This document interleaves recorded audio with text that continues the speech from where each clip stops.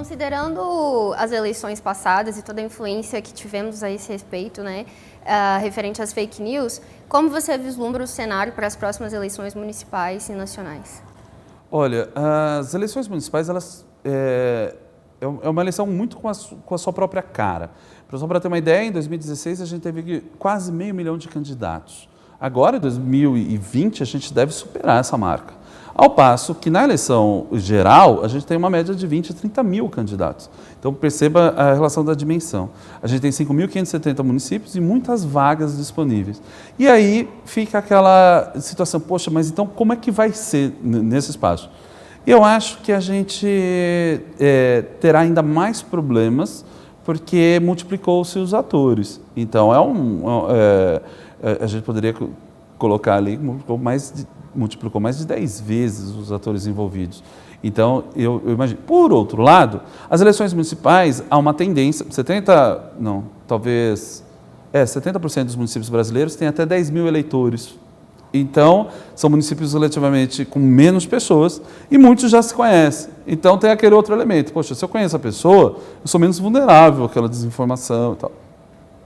Por outro lado, aí é um terceiro ponto para colocar, é a primeira vez que a gente pode dizer que os candidatos municipais, em sua totalidade, vai ter direito a voz e vídeo. Porque a campanha gratuita na televisão, no rádio e na televisão, é proibido propaganda paga no rádio e na televisão eleitoral, né? Propaganda eleitoral, mas só é obrigado a passar esses programas eleitorais as transmissoras de televisão e não as retransmissoras. Só que a gente tem mais ou menos 90% de retransmissoras.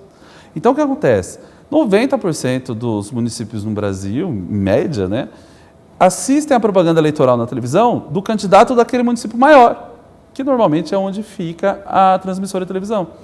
Então, em 2016, o cenário tecnológico era diferente de hoje, a gente não tinha com tanta facilidade de acesso, e embora muito popular o YouTube e vídeos em redes sociais, hoje a gente tem uma qualidade melhor. Então, acho que talvez a primeira vez que a gente poderá ver coisas do tipo debate entre os candidatos a prefeito do município ali com 1.000 pessoas. Então, eu acho que pode ajudar a mudar um pouco a cara. Só que, de uma certa maneira, manda de novo para a internet a política. E com os seus benefícios, também os seus efeitos colaterais, como a própria desinformação.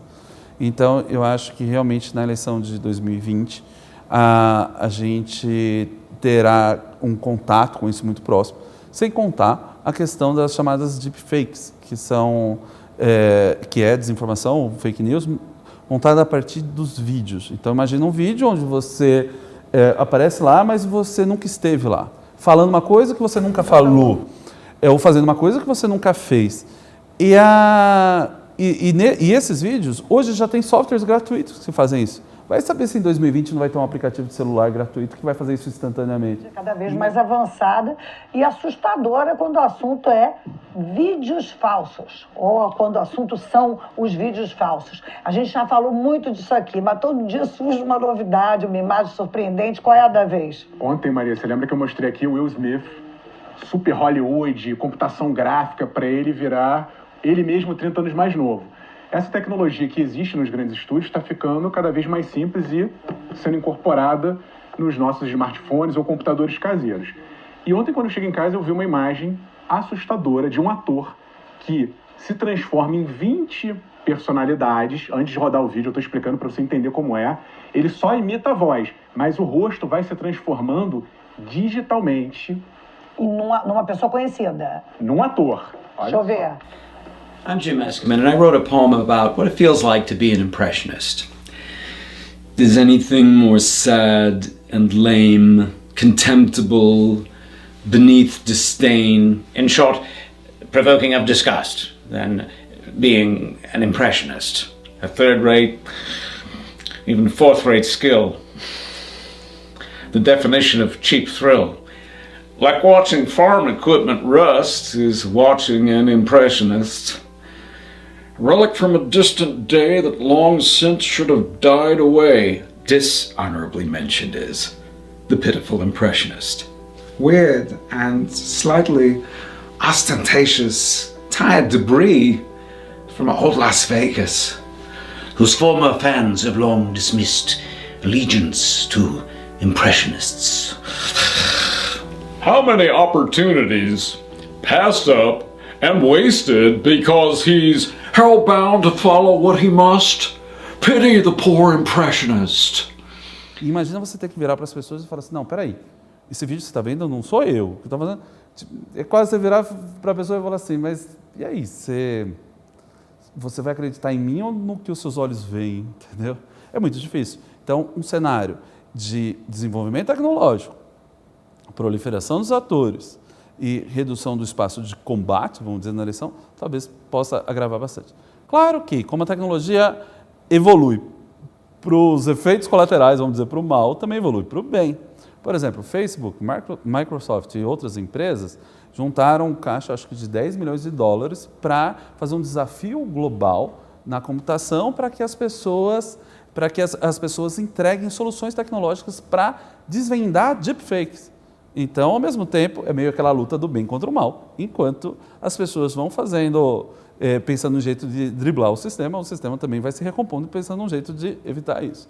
Mas a gente depende um pouco de saber como que essa história termina, mas eu acho que depende muito da gente. Eu acho que os usuários têm que se responsabilizar e se entender como curadores de conteúdo e ter um papel mais ativo nesse processo. Sim. E a respeito da Lei Geral de Proteção de Dados, você acha que é possível relacioná-la às fake news? Ah, sim, eu acho que sim. Eu acho que a gente tem vivido um momento muito importante. A Lei Geral de Proteção de Dados é uma lei muito esperada e muito importante para o país. E ela tem total relação com a fake news, com a desinformação. Até por um dos pontos que eu tinha pensado numa ideia de regulação, talvez regular pelo comportamento, mas a Lei de Proteção de Dados, ela tem ela ajuda, de alguma maneira, a gente ter mais responsabilidade e restrição com esses dados. Qual é o problema e como isso afeta as fake news ou o impacto da desinformação? Se eu souber como você pensa, eu posso criar fake news ou desinformação sob medida, para você.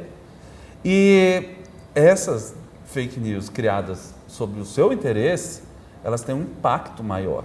Então, se tem menos chance de eu saber como você pensa, se tem menos chance de fazer esse tráfego de dados, talvez a gente tenha menos chance do impacto da fake news. Porque, por exemplo, vamos imaginar uma pessoa que é totalmente a favor, por exemplo, sei lá, da pena de morte e outra totalmente contra. Se você cruza as fake news dizendo que aquele candidato é oposto àquele ponto que para você é tão importante, e eu sei que é importante, talvez a chance disso te impactar na sua tomada de decisão seja ainda maior.